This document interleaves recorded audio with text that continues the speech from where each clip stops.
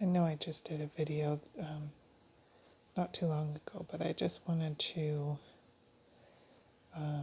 just talk a little more about dopamine. And first of all, I want to say that the study that I did on dopamine and just I had other activities. I had a Zoom Bible study, phone calls and stuff like that.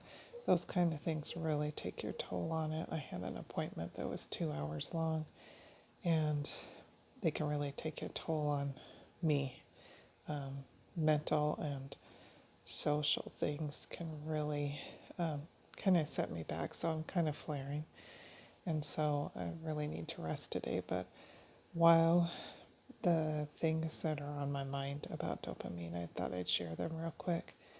First of all, I want to say that, I was thinking about the fact that things like pacing and stuff like that, even pacing can help raise dopamine levels because you're taking breaks in between things and like resting your body and your mind. And so you're raising those dopamine levels. So I think that's why pacing can help with that kind of stuff, and other things that I mentioned in the previous video, like meditating and calming music and deep breathing and all that stuff can help with that. Even like, relaxing qigong or relaxing stretches too, I think can raise those dopamine levels. It made me realize, I think that raising those dopamine levels is an important part in working toward recovery, or at least working on improving the symptoms, I think.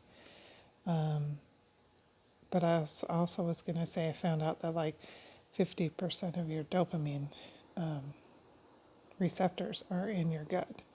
So if your gut is healthy, then you're going to raise your dopamine levels, which in turn is going to help you feel better and make improvements. So it's important to have a healthy gut, but as many of you know with CFS, sometimes your gut dysfunction is not regulated very well, and so you have problems with your gut because of CFS. So kind of goes back and forth. But there are ways to get a healthy gut, eating fermented foods, eating fiber-rich foods and stuff like that feed the healthy gut bacteria and so forth. And so those are all things that I'm working on to try and get a healthy gut. But also I was going to say another hard part about CFS is that a lot of times you're in pain, either flu-like pain or muscle and joint pain and so forth like that. Well, that kind of stuff causes stress, in the body, and it causes you to tense up and be stressed, causes stress, and stress, whether emotional or physical, can lower your dopamine levels. So it's really hard to keep high dopamine levels when you're dealing with pain. But, I work on some of those things too through deep breathing, through doing the rewiring process. Sometimes, pain medication if it's really bad, but it just, it's one of those things that is a catch-22, You want to raise dopamine levels, but your body's in a stress state for pain. So finding ways to deal with that is always good too, I think. Anyway, I just wanted to share my thoughts on that.